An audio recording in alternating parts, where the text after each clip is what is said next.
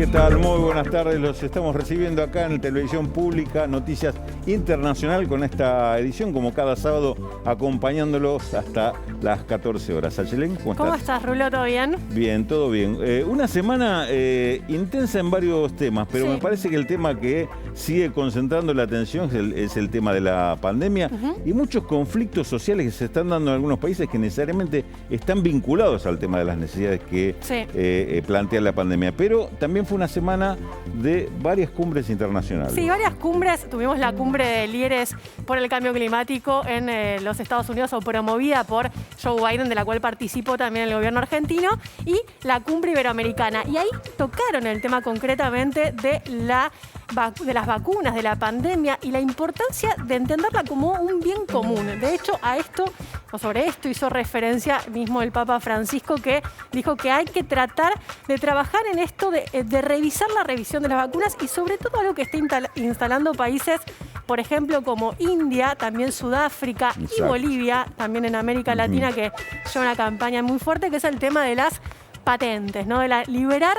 las licencias para que de esta manera cada país pueda avanzar en la producción de vacunas. Exactamente. Ayer en la edición central del noticiero hablabas justamente con el canciller de Bolivia de este tema y la preocupación que existe en muchos países con respecto a las desigualdades que se han profundizado y se han exhibido en realidad a raíz del problema de las vacunas. Un conflicto que, como bien decís, llegó a la OMC, el planteo. Efectivamente, y vemos el caso, por ejemplo, esta semana tuvimos el de India, que fue el récord de contagios en 24 horas a nivel mundial. Hablamos de números totales.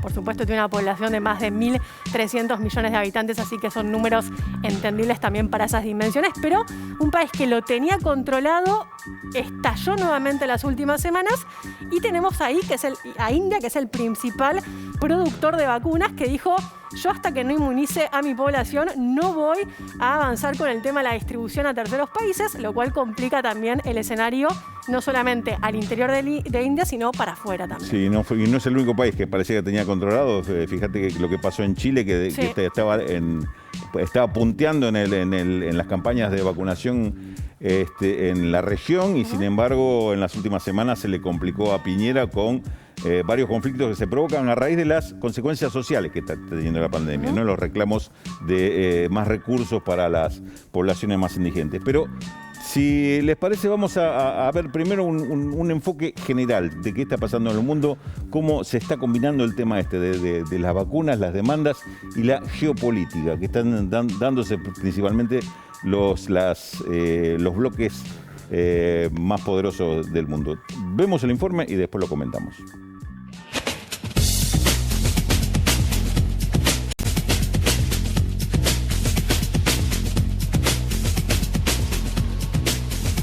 A poco más de un año del comienzo de la pandemia, solo una veintena de países concentran cerca del 80% de la producción de vacunas contra el coronavirus, y más de 130 naciones no recibieron ni una sola dosis para inmunizar a su población. La guerra es contra el virus, no entre nosotros, alerta la Organización Mundial de la Salud, enfrentada a la reticencia de algunos gobiernos a colaborar con COVAX, el mecanismo impulsado por el organismo internacional para garantizar el acceso rápido, justo y equitativo de vacunas contra el COVID entre países ricos y pobres.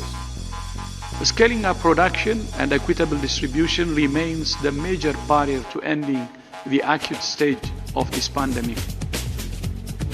It is a travesty that in some countries health workers and those at risk groups remain completely unvaccinated. 19 naciones como Israel, Chile, Emiratos Árabes Unidos ya donaron casi 30 millones de dosis a 102 países de menores recursos de forma individual o a través del mecanismo COVAX. Según datos de Think Global Health, Rusia, China e India encabezan la donación y también la venta a terceros países. En este listado, Estados Unidos y la Unión Europea, dos de los mayores productores de vacunas en el mundo, brillan por su ausencia. La lógica de mercado, la competencia, la prohibición de las exportaciones y la necesidad de ejercer el predominio geopolítico conspiran contra una distribución mundial de vacunas que permitiría frenar la pandemia en un plazo más acotado. With the lowest rate of vaccine delivery, 1.1 doses per 100 people. In North America, the figure is over 40. This is morally unconscionable. and a serious economic hit. De las 200 vacunas experimentales contra el COVID en desarrollo en el mundo, solo unas 50 se encuentran en fase de ensayos en humanos y poco más de una decena cuentan con autorizaciones sanitarias internacionales para su uso. Con la producción concentrada en muy pocos países, la estrategia varía según las potencias, mientras Estados Unidos y Europa solo confían en las vacunas desarrolladas por las multinacionales farmacéuticas y se las apropian. Rusia y China invierten con fondos en su producción y tratan de competir con ellas, ganando nuevos mercados. Уже есть договоренности с 10 странами, с 20 производителями, включая крупнейших производителей в мире. И мы планируем уже, во-первых, Индия и Корея уже сейчас производят вакцину, и в апреле многие из этих предприятий выйдут на полную мощность. Convertida en la gran fábrica del mundo, Europa, Reino Unido y Suiza concentran 61 plantas industriales para la elaboración de vacunas contra el COVID a través de contratos con grandes laboratorios como Pfizer y AstraZeneca. El otro gran polo de producción es Estados Unidos, sede central de varias multinacionales como Pfizer, Moderna y Johnson & Johnson. India, China y Rusia también son grandes fabricantes. AstraZeneca tiene un acuerdo con la empresa india Serum para elaborar 1.000 millones de dosis. Beijing desarrolla las denominadas Sinopharm, Sinovac y Coronavac, y Moscú la Sputnik, entre otras vacunas. Cuba tiene en fase de prueba simultánea 5 desarrollos, entre ellos la Soberana 01 y 02. Mientras China y Rusia abordaron desde el comienzo de la pandemia una estrategia conjunta compartiendo con varios países experiencias científicas de prevención, control y tratamiento, Estados Unidos se encuentra a la defensiva instalando campañas de difamación contra las potencias opositoras a la mejor manera de la Guerra Fría. My message to the American people on the vaccine is, I told you all, I made sure we have 600 million doses of the mRNA, not of either Johnson & Johnson and or AstraZeneca. So there's enough vaccine that is basically 100% unquestionable for every single solitary American. Thank you. La desigualdad en la provisión, distribución y aplicación de vacunas impulsó a Sudáfrica junto a otros gobiernos y organizaciones a solicitar a la Organización Mundial del Comercio la suspensión de los derechos de propiedad intelectual de cualquier tecnología, medicamento o vacuna contra el SARS-CoV-2, al menos hasta que se consiga la inmunidad de rebaño global, calculada, según la Organización Mundial de la Salud, en el 70% de la población del planeta.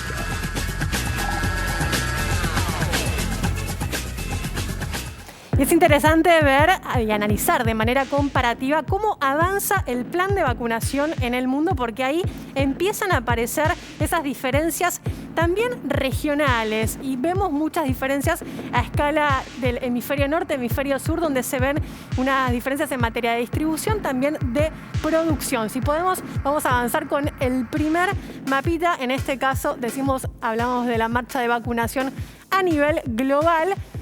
Mira, a mí lo primero que me impacta de este mapa obviamente es África, ¿no? El continente africano, que se ven muchísimos estados en blanco y estamos hablando de ahí que tenemos 0% de administración o 0.2% por ciento de...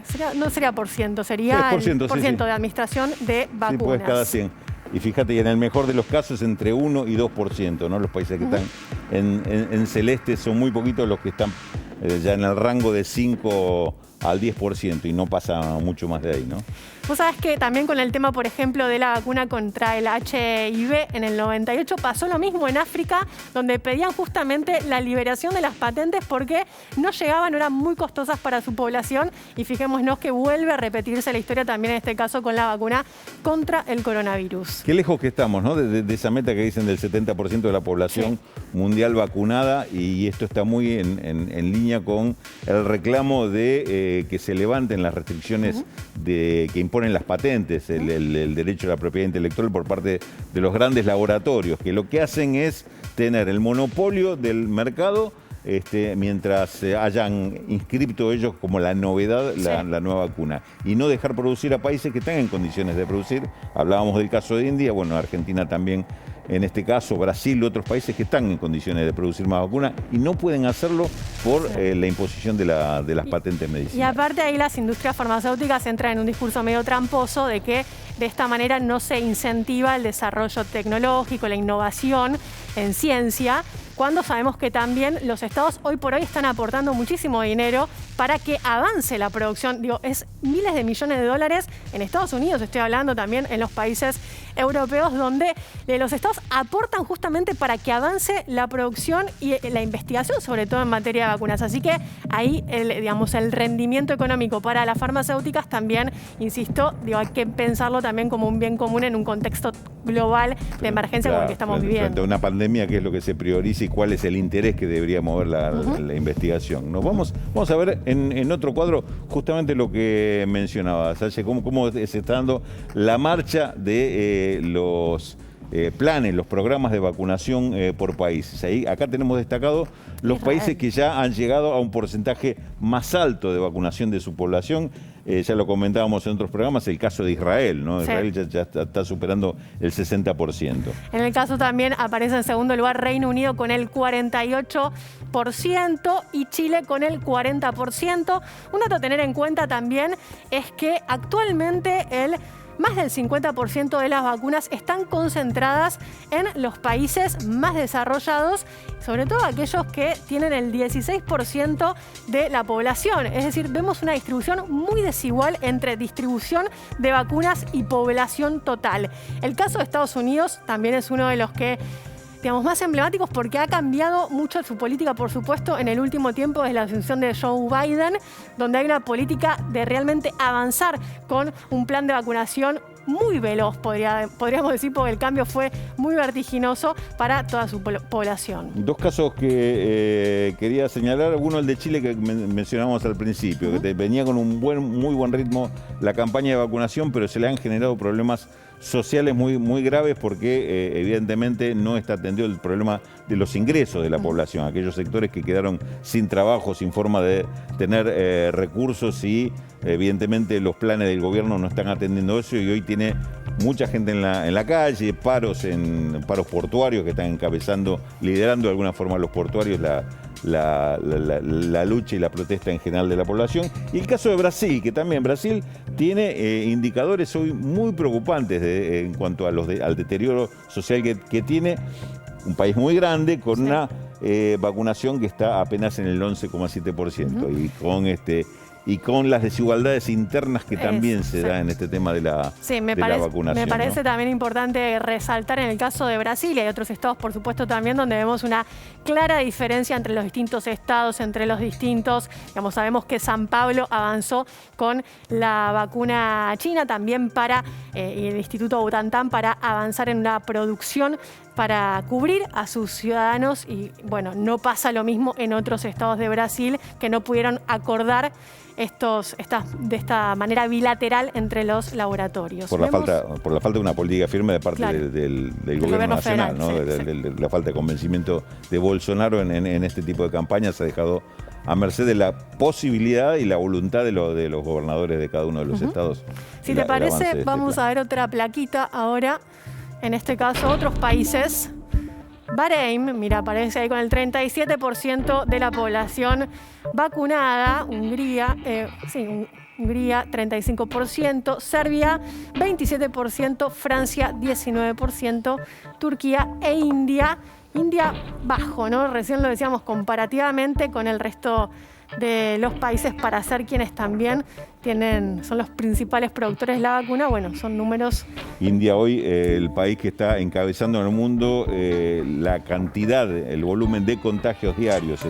Ayer alcanzó los 300.000 contagios y hoy podría superar inclusive esas cifras según las proyecciones que se estaban dando con respecto a la situación que se está dando en ese gran país. Sí, y una pregunta que nos hacíamos en torno a India es ¿qué pasó? ¿No? ¿Qué pasó con India que venían controlando? De hecho, en el mes de febrero tenían 10.000 casos en 24 horas y ahora vemos que pasaron a los 335.000 en esta semana casos diarios. Estamos hablando, lo cual da cuenta de, bueno, un desborde que no están pudiendo controlar.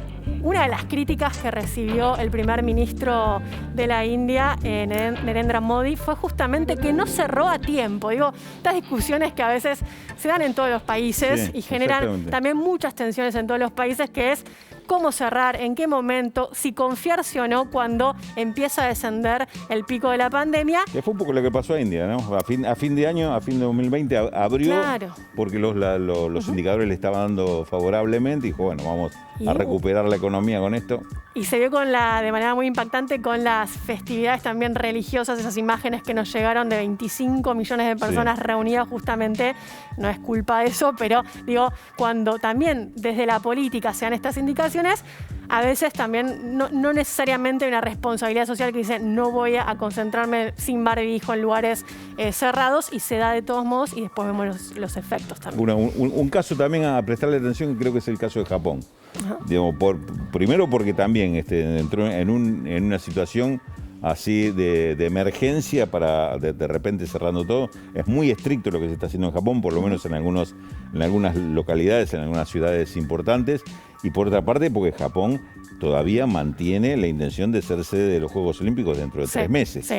Con lo cual hay una tensión puesta ahí sobre qué es lo que puede llegar a suceder y si efectivamente va a estar en condiciones de... Recién mencionamos el caso también de las decisiones que se toman desde la política, que generan tensiones, por supuesto, sociales, y generan tensiones al interior mismo de los sectores opositores. En la política, pienso en el caso, uno de los casos también que se mencionó mucho esta semana, es el de Alemania, ¿no? Con la canciller Angela Merkel, con un pedido desde el Ejecutivo que pasa al Parlamento para tener mayores poderes, ¿no? Poder regular también o tomar decisiones en aquellas zonas donde deberían tener, podrían tener autonomía aquellas regiones para tomar decisiones, y acá se están estableciendo, más competencias para Angela Merkel para que pueda definir en momentos de colapso sanitario como el que estamos viviendo. Parece incierto cuál va a ser la trayectoria que va a tener todo esto en el orden político también, porque los países que tienen además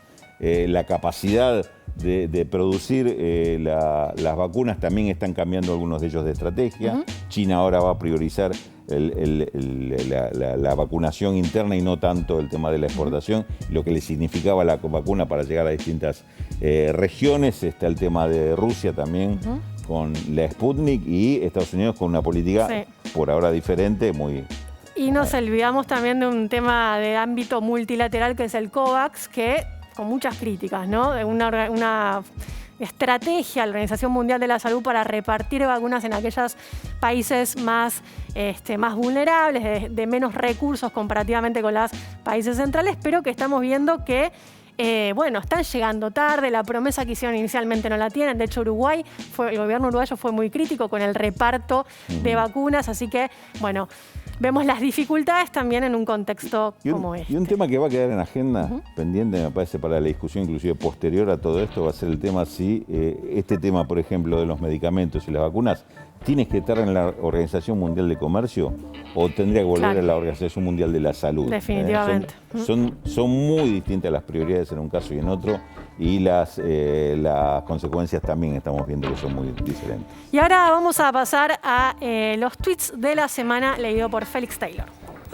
El primer tuit tiene que ver con Narendra Modi, el primer ministro de la India. Ayer dijo: hoy más temprano me reuní con los principales productores de oxígeno de nuestro país y discutí los esfuerzos para incrementar la provisión de oxígeno frente a la actual situación de COVID-19. El contexto: la India atraviesa uno de los peores momentos de la pandemia, con un récord de contagio con 87.000 casos en 24 horas, hospitales saturados y una desesperante demanda de oxígeno para tratar los casos críticos. El segundo es de Marcelo Freixo, diputado brasileño por el Partido Socialismo y Libertad. Hace 4 horas publicaba: Bolsonaro volvió a hablar de una intervención militar en los estados para amenazar a los gobernadores. Una vez más, el presidente humilla y degrada a las Fuerzas Armadas, tratándolas como si fueran una milicia personal a su servicio en la guerra declarada contra los opositores políticos al gobierno.